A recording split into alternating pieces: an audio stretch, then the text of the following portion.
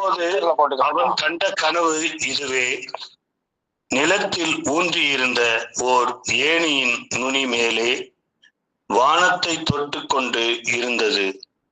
அதில் கடவுளின் தூதர் ஏறுவதும் இறங்குவதுமாய் இருந்தனர். ஆண்டவர் அதற்கு மேல் நின்று கொண்டு, உன் மூதாதையர் ஆக்கிய ஆபிரகாம் ஈசாக்கின் கடவுளாகிய ஆண்டவர் நானே. நீ படுத்திருக்கும் இந்த நிலத்தை உனக்கும் உன் வழிமரபிற்கும் தந்தருள்வேன். உன் வழிமரபோ நிலத்தின் மணலுக்கு ஒப்பாகும். நீ மேற்கு, கிழக்கு, வடக்கு, தெற்கு திசைகளில் பரவி செல்வாய்.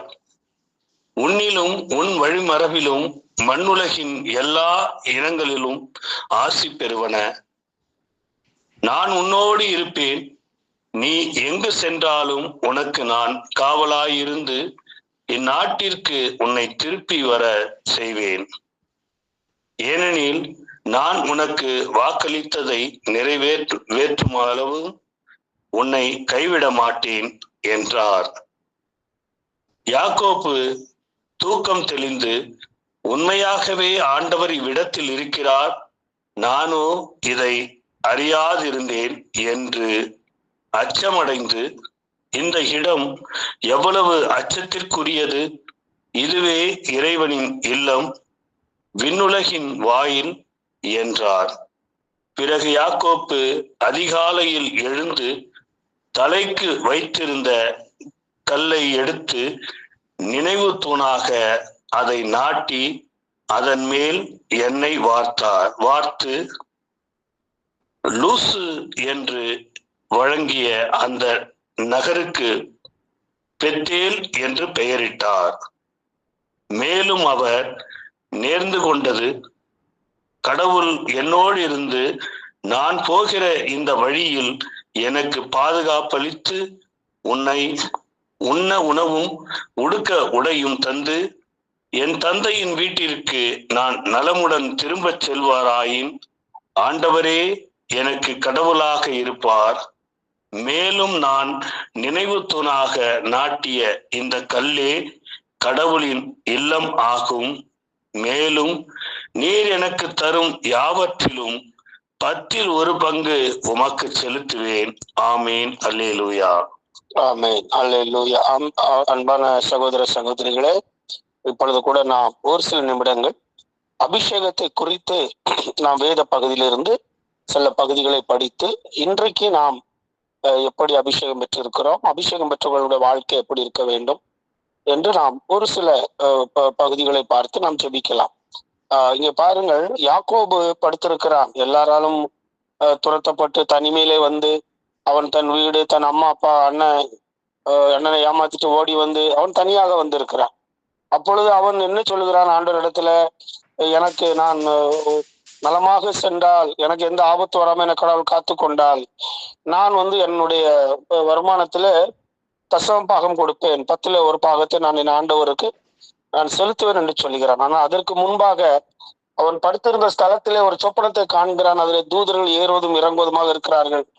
ஒரு கல்லை எடுத்து அவன் எண்ணெய் ஊற்றுகிறான். எண்ணெயை வார்த்து எண்ணெய் ஊற்றி அதை அபிஷேகம் பண்ணுகிறான். அபிஷேகம் பண்ணி சொல்கிறான், இது கடவுளுடைய வீடு, இந்த ஸ்தலம் கடவுளுடைய வாசல், இது பரலோகத்தின் வாசல், இது கடவுளுடைய வீடு எனப்படும் என்று சொல்லுகிறான். அன்பானவர்களே, இதுல ஆவிக்குரிய நம்முடைய ஆவிக்குரிய அர்த்தம் என்னவென்றால், கர்த்தரால் அபிஷேகம் பண்ணும்படும் பொழுது நாமும் கூட கர்த்தருடைய வீடா இருக்கிறோம், கர்த்தர் தங்கக்கூடிய ஆலயமா இருக்கிறோம். அப்போ நான் பரலோகத்தின் வாசலா இருக்கிறோம். அநேகரை நாம் பரலோகத்துக்கு சென்று அழைத்து செல்லக்கூடிய ஆண்டவருடைய பணியில இருக்கிற நாம் அநேகரை நல்வழியிலே படுத்தக்கூடிய ஒரு அபிஷேகத்தை பெறுகிறோம். அதற்கு தான் அபிஷேகம். தானியேலிலே ஆண்டவருடைய வார்த்தை சொல்கிறது, ஞானவான்கள் ஆகாய மண்டலத்தை போலவும் அநேகரை நல்வழிக்கு உட்படுத்தியவர்கள் நட்சத்திரங்களைப் போலவும் தன் தகப்பனுடைய ராஜ்யத்தில என்றென்றைக்கும் ஒளி வீசுவார்கள், பிரகாசிப்பார்கள் என்று வேதம் சொல்லுகிறது. அப்படின்னா அபிஷேகம் என்னப்பட்ட நாம் ஞானவான்களாய் நாம் அநேகரை நல்வழிக்கு உட்படுத்துகிறவர்களுடைய பணியில நாம் இருப்பது மிக மிக அவசியமா இருக்கிறது. இன்னும் கூட அபிஷேகத்தை குறித்து ரொம்ப அருமையாக ஒரு சம்பவம் எல்லோருக்கும் தெரிந்ததுதான். ஆனாலும் அதை நான் திரும்ப வாசிக்க நான் விரும்புகிறேன். 1 சாமுவேல் 16ஆம் அதிகாரம் இறை வார்த்தை 1 முதல் 13 முடிய நீங்கள் எடுத்துக்கொள்ளுங்கள். அதுல 10 வாசியுங்கள். 1 சாமுவேல்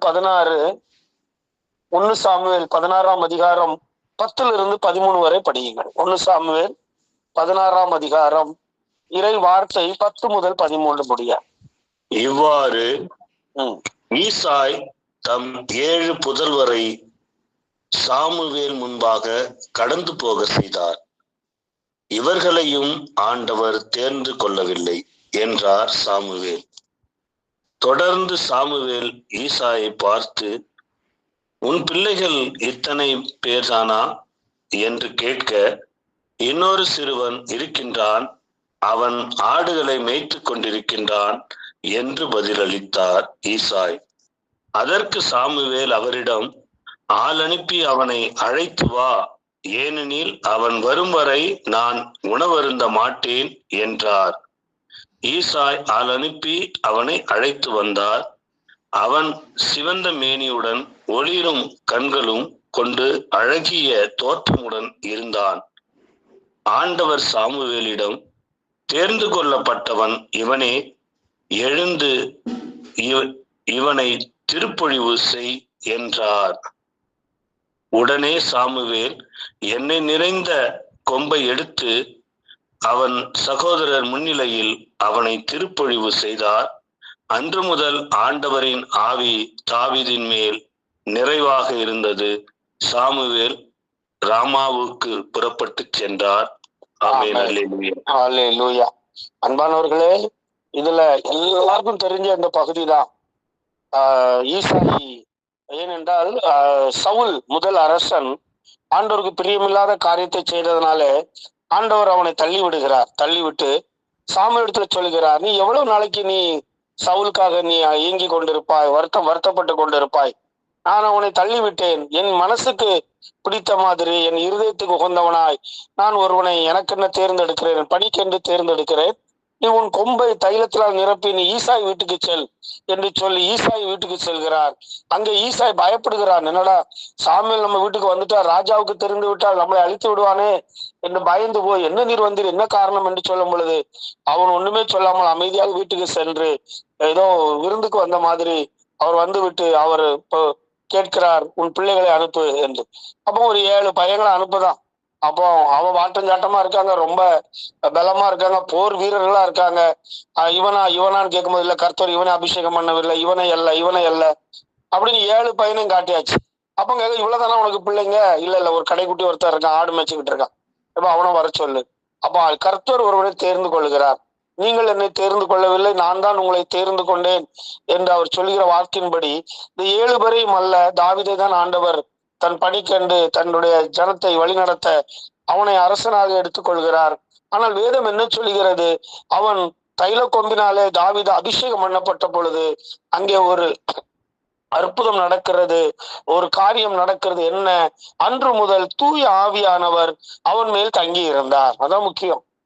அபிஷேகம் பெற்றுவிட்டோம் என்றால் அடுத்த நிமிஷத்திலேயே தூய ஆவியானவர் நம்மை நிரப்பி விடுகிறார். அன்பானவர்களே, பாருங்கள், பழைய பாலைவனத்திலே ஆடுகளை மேய்ப்பதற்கு மேய்ப்பர்கள் செல்லும் பொழுதெல்லாம் இரவிலே கிடையில அவர்கள் ஆடுகளை வைப்பதற்கு முன்பாக இரவிலே அவர்கள் ஆடுக்கு அந்த மூக்குல, கண்ணுல, தலையில, காதுல எல்லாம் அவர்கள் ஒலிவ எண்ணெயை பூசி விடுவார்கள். எண்ணெயினாலே அந்த ஆடை தலையில எல்லாம் பூசி விடுவார்கள். எதற்கு? அந்த அந்த பாலைவனத்துல இருக்கக்கூடிய விஷப்பூச்சிகள் ஏதாவது வந்து அந்த தலையில ஏறியோ, காதிற்குள்ள சென்றோ, மூக்குக்குள்ள சென்றோ, கண்களில சென்றோ அது கடித்து அந்த ஆடு இறந்து விடக்கூடாது என்பதற்காக, அது காயப்படக்கூடாது என்பதற்காக ஒவ்வொரு மேய்ப்பர்களும் தன் ஆடுகளை இப்படியா தலையில் எண்ணெய் பூசி காத்து கொள்வார்கள்.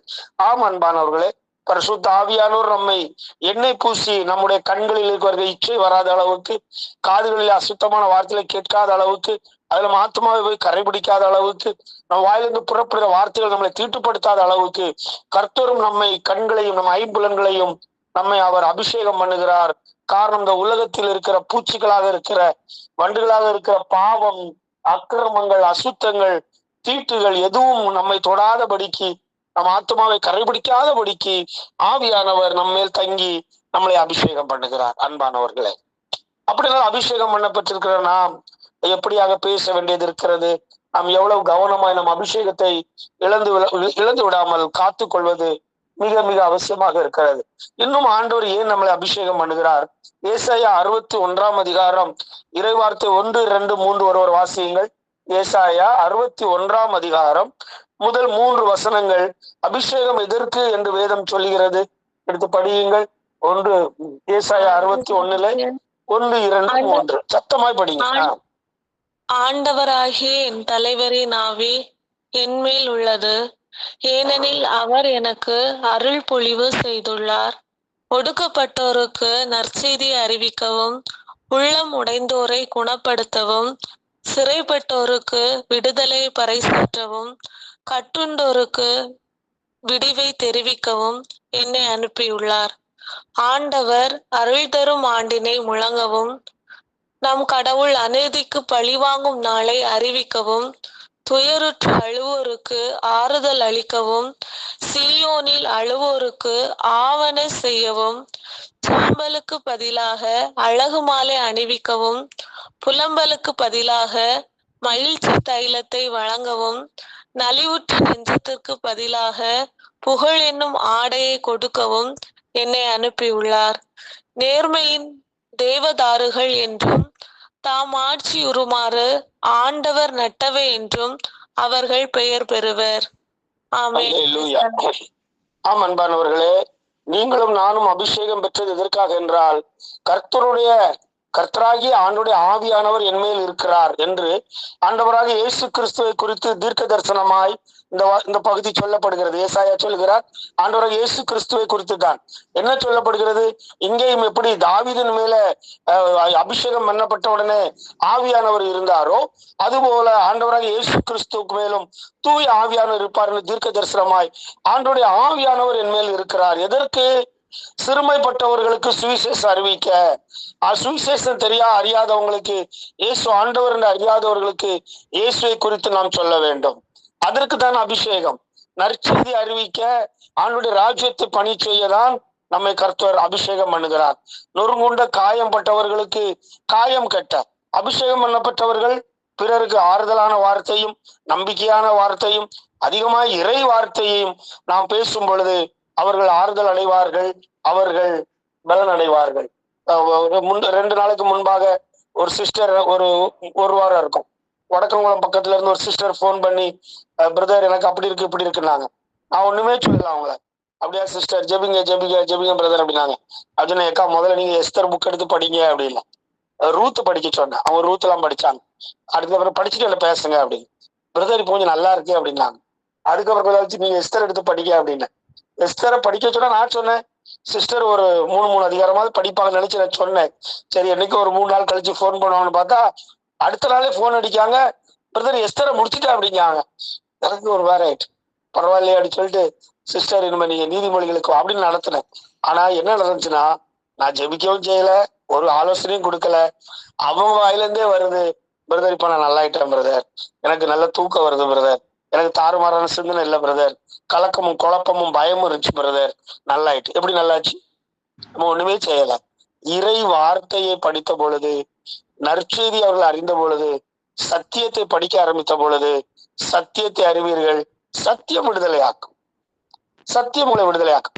அப்ப அபிஷேகம் பண்ணப்பட்ட நாம் ஆட்டுக்குட்டிகளை எதிலே நடத்த வேண்டும்? இறை வார்த்தையை நோக்கி இயேசு இடத்துல நாம் வழி நடத்தும் பொழுது அது ரொம்ப அருமையாக இருக்கும். கடைசியில் ஒரு சிஸ்டர் இருதயசாமி ஐயாக்காக ஜெபிச்சாங்க. அப்போ எனக்கு ஒரு சம்பவம் ஞாபகம் வந்தது. நாங்கள் ஊழியத்துக்கு சொல்லும் பொழுது ஐயா அடிக்கடி என்னிடத்துல ஒரு வார்த்தையை சொல்வார், அந்தோணி நாம மக்களை நம் பக்கத்துல நடத்தக்கூடாது, நம்ம மேல நோக்கி நடத்தணும். நம்ம இயேசுவை நோக்கி தான் ஜனங்களை நடத்தணுமே ஒழிய மக்கள் ஏன் பின்னால வரணும்னு சொல்லி நம்மளை பார்த்து மக்கள் வருவதற்காக நாம் நடத்தக்கூடாது. இப்படி இல்லை, மேல் நோக்கி என்று அவர் சொல்லுவார். நாம் ஆண்டவருடைய பிள்ளைகள் அபிஷேகம் பெறுவது அநேகரை நம் பக்கத்துல கொண்டு வருவதற்கு இல்ல, இயேசு கிறிஸ்து அண்டையில, சத்திய தண்டையில, பரிசுத்த ஆவியானவர் இடத்துல நாம் வழி நடத்துவது மிக மிக அவசியமாக இருக்கிறது. பாருங்கள், துயரத்திற்கு பதிலாக ஆனந்த தைலம் கிடைக்கிறது. அப்ப அபிஷேகம் பெறும் பொழுது நாம் ஆனந்த தைலத்தினால் நாம் நிரப்பப்படுகிறோம். துதியின் ஆடை நமக்கு கொடுக்கப்படுகிறது. ஆண்டவருக்குடைய மகிமையினால அவர் நம்மை நிரப்புகிறார். அப்ப அபிஷேகம் தருவது எவ்வளவு முக்கியம், அபிஷேகத்தை காத்து கொள்வது எவ்வளவு அன்பானவர்களே முக்கியம் என்பதை 1 சாமுவேல் 24 வேதம் சொல்லுகிறது. படிக்கலாம், படிங்க. 1 சாமுவேல் 24 6-7. 1 சாமுவேல் 24 6வது வசனமும் 7வது வசனமும். 1 சாமுவேல் 24 6-7. அங்க தாவீது சவுலை குறித்து என்ன சொல்கிறான் என்று படியுங்கள். தாவீது சவுலை குறித்து என்ன சொல்கிறார்? தாவீது சவுலின் தொங்கலை அறுத்த பின் அதற்காக மனம் வருந்தினார். அவர் தம் ஆள்களை பார்த்து, ஆண்டவர் திருப்பொழிவு செய்த என் தலைவருக்கு எத்தீங்கும் செய்யாதவாறு ஆண்டவர் என்னை காப்பாராக. ஆண்டவரால் திருப்பொழிவு ஆனதால் நான் அவர் மேல் கை வைக்க கூடாது என்றார். ஆமேன், அல்லேலூயா. ஆமேன். அன்பானவர்களே, தாவீதிடத்திலிருந்து நாம் கற்றுக்கொள்ளக்கூடிய ஒரு பெரிய ஒரு காரியம் என்ன? ஆண்டவரால் அபிஷேகம் பண்ணப்பட்டவர்களை நாம் துக்கப்படுத்திடக்கூடாது. அவன் சவுல் பாருங்க, ஆண்டவருக்கு பிரியமில்லாம போயிட்டான். அது மட்டும் இல்ல, தாவீதை கொல்வதற்கு அவன் ஓடி ஓடி வாரான். பொல்லாத ஆவி அவன் மேல் இருக்கும் பொழுது அவன் கொலைக்காரனாய் மாறுகிறான். ஆனால் தாவீது தன் கிண்ணறத்தை எடுத்து அவன் ஆண்டவரை துதித்த பொழுதெல்லாம் அந்த அசுத்த ஆவி அவனை விட்டு சென்றது. அவன் கொஞ்சம் நார்மல் ஆகி கொஞ்சம் தேற்றப்படுவான், கொஞ்சம் அமைதியா இருப்பான். ஆனால் திடீர்னு ஈட்டி எடுத்துட்டு இவன் மேல குத்துறோம். 3 முறை தாவீதை கொல்வதற்கு வந்தான். நம்மளை யாராவது ஒரு தடவை எதிர்த்து பேசிட்டாலோ, நம்மளை அவமானப்படுத்திட்டாலோ, நம்மளை அடிச்சுட்டாலோ, இல்ல வீட்டுல ஏதாவது நம்ம வீட்டுக்கு எதிராக பிரச்சனை பண்ணிட்டாங்கன்னா நாம விட்டுட்டு இருப்போமா என்ன? ஆனால் அபிஷேகம் பண்ணப்பட்டவர் தாவீதும் அபிஷேகம் பண்ணப்பட்டவன். அவன் சொல்கிறான், நான் அவன் தொங்கலாடையை அறுத்தது, நெஞ்சு படபடன்னு அடித்தது, கர்த்தரால் அபிஷேகம் பண்ணப்பட்டவனை நீங்க கொல்லாதீங்க, அவனை கை வைக்காதீங்க, அவனை விட்டுருங்க என்று சொல்லுகிறான். இது எத்தனை பேருக்கு தெரியும்? கிறிஸ்தவ ஜனங்களே இன்னைக்கு குருக்களையும் கன்னியாஸ்திரிகளையும் எதிர்த்து பேசுகிறவர்கள், அவர்களை தவறாக சொல்லுகிறவர்கள், அபிஷேகம் பண்ணப்பட்டவர்களை தேவையில்லாத காரியங்களை துக்கத்தை கொடுக்கத்தான் செய்கிறார்கள். என் குடும்பத்திலே நாம் அபிஷேகம் பண்ணப்பட்டிருக்கிறோம். ஒரு ஆள் அபிஷேகம் பண்ணப்பட்டிருக்காங்கன்னு அது நம்ம குடும்பத்துல சின்ன குழந்தையா இருக்கலாம், பார்த்தா தெரிஞ்சிடும். அனாயிட்டட் பீப்புள் கண்டுபிடிச்சிடலாம். அப்ப எவ்வளவு கவனமாக நாம் அவர்களை கையாள வேண்டும். அபிஷேகத்தை குறித்து நமக்கு ஞானம் இருக்கிறதா? அபிஷேகத்தை குறித்து ஒரு ஆழ்ந்த ஒரு விசுவாசம் இருக்கிறதா? அபிஷேகத்தை நாம் அறிந்திருக்கிறோமா? என்னென்ன அபிஷேகம் இருக்கிறது? பழைய ஏற்பாட்டுல 2 அபிஷேகங்கள் உண்டு அன்பானவர்களே. ஒன்று அரச அபிஷேகம், சரியா? இன்னொன்னு குருக்கள் அபிஷேகம். லேவியர்ல முழுக்க நீங்கள் படிக்கலாம். ஆனால் புதிய ஏற்பாட்டுல ஆண்டவராக இயேசு கிறிஸ்துவை ஏற்றுக்கொண்ட ஒவ்வொருவருக்கும் பேதுரு சொல்லுவார், அரச குருத்துவ திருக்கூட்டம். அரச குருத்துவ திருக்கூட்டம். அப்ப இங்க 2 அனாயிட்டிங் வந்துருது. அரச அபிஷேகமும் உங்களுக்கு உண்டு, குருத்துவ அபிஷேகமும் உண்டு. உடனே நாம போயிட்டு ஃபாதர் மாதிரி இருப்பதற்கு அப்படி அர்த்தம் இல்லை. நாம் அவர்கள் முதற்கனியாக அன்னகர்களாக முதற்கனியாக ஃபர்ஸ்ட் ஃப்ரூட்ஸ் அவங்க. ஆனா நாம் கூட குருக்களாக பலிபடத்துல நின்று செய்யக்கூடிய குருக்கள் அல்ல. நாம் அநேகருக்காக திறப்புல நிற்கிற நாம் பொதுநிலையினர். குருத்துவம் பொதுநிலையாக நாம் என்ன செய்ய வேண்டும்? அநேகருக்காக திறப்புல நின்று ஆண்டவருக்கு ஸ்தோத்திர பலிகளை செலுத்தி அநேகருடைய பாவங்களுக்காக நாம் ஆண்டவரிடத்துல மன்னிப்பு கேட்டு தானியலை போல நாம் ஜெபிக்கலாம். ஆனால் நமக்கு குருத்துவ அபிஷேகமும் உண்டு, அரச அபிஷேகமும் உண்டு. இதை நாம் அறிந்து கொள்ள வேண்டும். அப்ப நாம் திறப்புல நின்று ஜெபிக்கும் பொழுது எப்படி ஒரு குருவானவர் மக்களுக்கும் பலிபீடத்துக்கும் நடுவாக நின்று மக்களுடைய பாவத்துக்காக அவர் பலிபீடத்துல ஆண்டவரிடத்துல மண்டாடி ஆண்டவருக்கும் ஜனங்களுக்கும் நடுவராக இருந்தாரோ, அதுபோல மெல்கிசேதேக்கின் முறைமையின்படி என்றென்றைக்கும் ஆசாரியராக இருக்கிற நம் ஆண்டவராக இயேசு கிறிஸ்து தன் சொந்த இரத்தத்தை கொண்டு உங்களுக்கும் நமக்கும் பிதாவனருக்கு நடுவாக தன் சொந்த இரத்தத்தினாலே நம்மை மீட்டு கொண்டாரு. நம் பாவங்களை மன்னித்து நமக்காக தலைமை குருவா இருக்கிறாரு. அதுபோல அந்த அபிஷேகம் ஆண்டவருடைய பிள்ளைகளாக நமக்கும் குட்டி குட்டி அபிஷேகங்கள் நாம் கூட ஆண்டவரிடத்துல பரிந்து பேச, பிதாவினிடத்துல ஜனங்களுக்காக பரிந்து பேச நம்மையும் அவர் அபிஷேகம் பண்ணியிருக்கிறார். அல்லேலூயா. இது எவ்வளவு பெரிய பாக்கியம் என்பதை நாம் அறிந்திருக்கிறோமா என்று நமக்கு தெரியாது. அபிஷேகம் எவ்வளவு முக்கியம் என்பது நமக்கு தெரியாது. திருப்பாடல் 105:15 வசனம் சொல்கிறது, நான் அபிஷேகம் பண்ணப்பட்டவர்களை தொடாதிருங்கள் என்று வேதம் சொல்கிறது. நான் அபிஷேகம் பண்ணப்பட்டவர்களை நீங்கள் தொடாதிருங்கள் என்று வேதம் சொல்கிறது. 1 யோவான் 2:20 வசனத்தை படியுங்கள். அதற்கு முன்பாக ஒரு சம்பவத்தை நான் சொல்ல விரும்புகிறேன். 1 யோவான் 2 எடுத்து வைத்துக் கொள்ளுங்கள். இப்போ பாருங்க, நடக்கிறது என்ன? 2 சிஸ்டர்களை அவர்கள் அரெஸ்ட் செய்தார்கள். 2 சிஸ்டர்களை சத்தீஸ்கர் அரெஸ்ட் செய்து அவர்கள் மதம் மாற்றுகிறார்கள் என்றெல்லாம் அந்த எதிராக இருக்கிறவர்கள் சொல்லி அவர்களை சிறைபிடிக்கிறார்கள். இல்லாத பொருளெல்லாம் சொன்னார்கள். ஆனால் அவர்கள் ஆண்டவரால் அபிஷேகம் பண்ண பெற்றவர்கள். அவர்கள் அமைதியாக இருக்கிறார்கள். நாங்க பார்த்தோம், யூடியூப்ல எல்லாம் பார்க்கிறோம். ஆனால் கர்த்தரால் அபிஷேகம் பண்ணப்பட்டவர்களை தொடாதிருங்கள் என்று வேதம் சொல்லுகிறது. இவர்கள் அவர்களை இல்லாத பொல்லாத எல்லாம் சொல்லிக் கொண்டுதான் இருக்கிறார்கள். ஆனால் அதுல என்ன நடந்தது என்றால், என்ன சொன்னாலும் அந்த விட்னஸ், அந்த பொண்ணே சொல்லுது, இல்ல இவங்க எங்களை பயங்காட்டி எங்களை அடிச்சு, நாங்க பணிக்கு சென்று கொண்டிருந்தோம், வேலைக்கு சென்று கொண்டிருந்தோம், இவர்கள் தான் எங்களை கண்டு எங்களை இப்படி சொல்ல வேண்டும் என்று சொல்லி அடித்தார்கள், எங்களை பொய் சாட்சி சொல்ல சொன்னார்கள் என்றெல்லாம் சொல்லப்படுகிறது. அப்படி என்றால் இதை கேட்கிற நீங்களும் நானும் எல்லாம் கன்னியாகுமரி பக்கம்லாம் போராட்டம் நடத்துதாங்க. எல்லா பக்கம் போராட்டம் ஆரம்பிச்சுட்டு கேரளால பயங்கரமா இருக்கு. சட்டசபையில பேசுறாங்க, காங்கிரஸ்ல உள்ளவங்க பேசுறாங்க, எல்லாம் நடந்து கொண்டுதான் இருக்கிறது.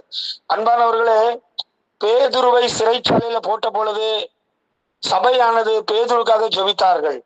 அப்பொழுது 2 போர் சேவர் நடுவே படுத்து கொண்டிருந்த பேதுரு சங்கிலியோடு அவர் அழகா தூங்கிட்டு இருக்காரு. தூதன் விழாவிலே தட்டுகிறான். விழாவில் அடிச்சதான் தப்புன்னு எந்திப்பாங்க. விழால ஓங்கி அடிச்சோன்னு தட்டப்புடன்னு வெந்திச்சு.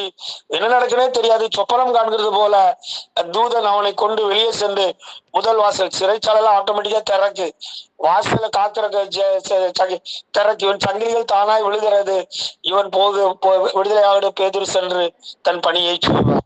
அன்பானவர்களே, ஆண்டவரிடத்துல கோடி கோடியான தூதர்கள் உண்டு. ஒரு தூதனை அனுப்பினால் போதாதா? ஆனால் திருச்சபை ஜெபிக்கணும். நாம ஜெபிக்க வேணும். ஒரு பக்கம் போராடுதாங்க, ஆனால் ஜெபிக்க வேண்டும். நாம் ஜெபிக்கணும். நம்முடைய இதுல ஒரு பெரிய குறைவு என்ன தெரியுமா உங்களுக்கு? கிறிஸ்தவ மக்கள்ல, மற்ற இதுல சொல்ல விரும்பல, மத்தவங்களாம் ஒற்றுமையா இருப்பாங்க. கிறிஸ்தவ மக்கள்ல மட்டும் நாம் பிரிந்து போய் கிடக்கிறோம். அவங்களுக்கு அடிச்சா நமக்கு என்ன, நமக்கு அடிச்சா அவங்களுக்கு என்னன்னு சொல்லி நாம் ஒருவரை பிரிந்து ஒரு அதிகமான ஒரு பிரச்சனை, கிறிஸ்தவங்களுக்கு ஒரு பிரச்சனைனா நாம் ஒன்று கூடுவது கொஞ்சம் குறைவுதான், அன்பானவர்களே. ஆனால் திருச்சபையோ ஒன்றாக கூடி அவர்கள் பேதுருக்காக ஜெபித்தார்கள். ஆண்டவர் விடுதலை கொடுத்தார். நாமும் கூட இந்த ஜெபத்துல அந்த சிஸ்டர்களுக்காக ஜெபிக்க வேண்டும். ஆண்டவர் பாருங்க, அவங்களே அவமானப்படுத்தின மாதிரி இப்ப அவங்க மாட்டிக்கிட்டாங்க.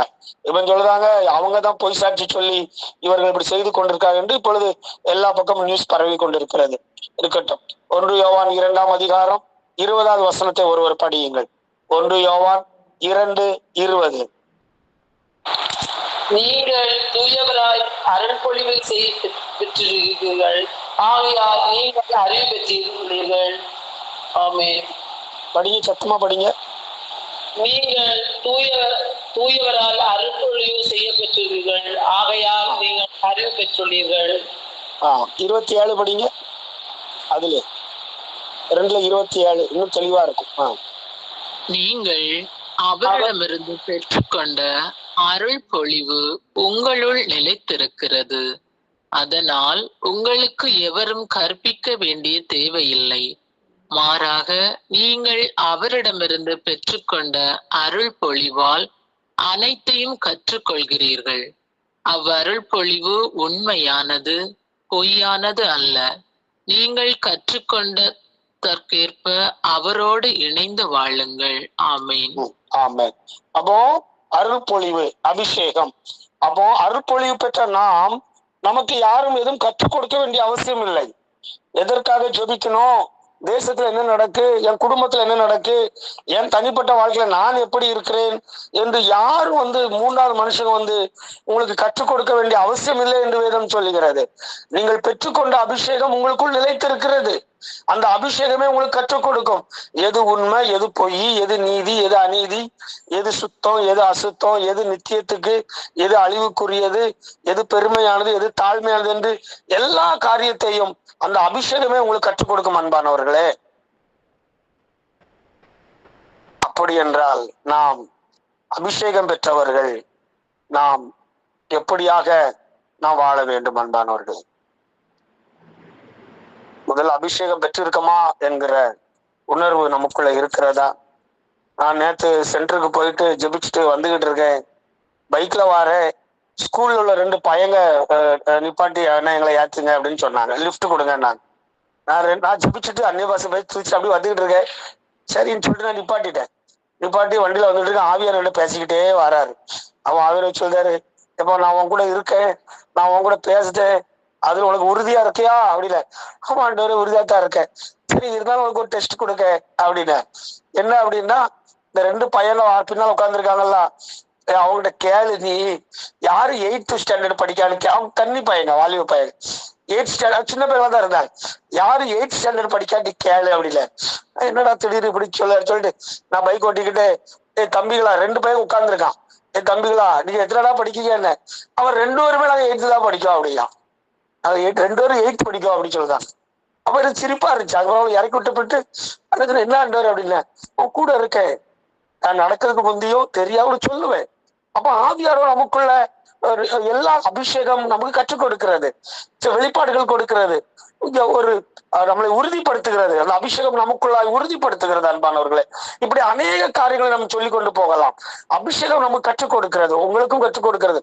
உங்கள் பிள்ளைகளை குறித்து, உங்கள் கணவரை குறித்து கண்காணிப்பாளராய் நீங்கள் இருக்க வேண்டும். ஆடுகளுடைய நிலையை அறியக்கூடிய கண்காணிப்பாளர்களாய், காவலாளிகளாய், உங்கள் குடும்பத்திற்கு, உங்கள் திருச்சபைக்கு, உங்கள் பங்குக்கு, நீங்கள் பணி செய்கிற இடத்துல, எல்லா இடத்துலயுமே அபிஷேகம் பெற்றவர்கள் காவலாளிகளாய், கண்காணிப்பாளர்களாய் இருக்க வேண்டும். அதற்காக நாம் ஆண்டவரிடத்துல நாம் ஜெபிப்போம். அன்பின் பரிசுத்தம் நல்ல ஆண்டவரே, உமது பிள்ளைகளை ஆண்டவரே நீர்தாமே தாவீதை போல ஆண்டவரே யாக்கோபு அபிஷேகம் பண்ணினது போல, தாவீதை சாமுவேல் அபிஷேகம் பண்ணினது போல அப்பொழுது பரிசுத்த ஆவியானவர்கள் மேல் தங்கி இருந்தார். அப்ப அபிஷேகம் எதற்கு? தூய ஆவியினால் எங்களை நிரப்புவதற்கு. தூய ஆவியானவரே உமது பிள்ளைகளை நீர்தாமே பின்மாறி மழை பொழியப்பட்டு ஒவ்வொருவரையும் நித்திய ராஜ்யத்திற்கென்று ஆண்டவரை அநேகரை உன் மண்டையில கொண்டு வருகிற பிள்ளைகளாய், ஆண்டவரை உடைக்கப்பட்டவர்களுக்கு காயம் கட்டுகிறவர்களாய், ஆண்டவரை ஏழை எளியவர்களுக்கு நற்செய்தி அறிவிக்கிறவர்களாய், ஆண்டவர் அபிஷேகம் பண்ணப்பட்டவர்கள் அவர்கள் பணியை செய்ய நீர் கிருபை தரும்படிக்காய் ஜெபிக்கிறோம். அபிஷேகம் பண்ணப்பட்ட குருக்களுக்காய், கன்னியாஸ்திரிகளுக்காய், எங்கள் திருச்சபைக்காய் நாங்கள் ஜெபிக்கிறோம். நீர்தாமே ஆண்டவரே நீ என் அபிஷேகம் பண்ணப்பட்டவரை தொடாதிருங்கள் என்று சொன்னீரப்பா. இதோ அபிஷேகம் பட்டவர்களை தொடாதிருங்கள், உங்களை தொடுகிறவன் கண்மணிகளை தொடுகிறான் என்று சொன்னீங்களே. அபிஷேகத்தை கனம் பண்ணுகிற எங்கள் ஆண்டவர், பிரித்து எடுக்கிற ஆண்டவர், ஒரு வேலைக்கென்று, ஒரு காரியத்திற்கென்று, ஒரு ராஜ்ய பணிக்கென்று ஒரு ஜனத்தையோ ஒரு தேசத்தையோ ஒரு பங்கையோ பிரித்தெடுக்கும் பொழுது நீர் அபிஷேகித்து அவர்கள் இந்த உலகத்தில் இருந்து எந்த தீட்டும் அவர்கள் தொடாதபடிக்கு அவர்களை பிரித்து அவர்களை அபிஷேகம் பண்ணி அன்றர் உன்னதத்துல நடத்துகிற ஆண்டவர். பிள்ளைகளை அப்படியே நடத்தும்படிக்காய் ஜெபிக்கிறேன் அப்பா. தன் குடும்பத்திற்கு என்று, தன் பங்குக்கு என்று, தன் திருச்சபைக்கு என்று இவர்கள் ஜெபிக்கிறவர்களாய்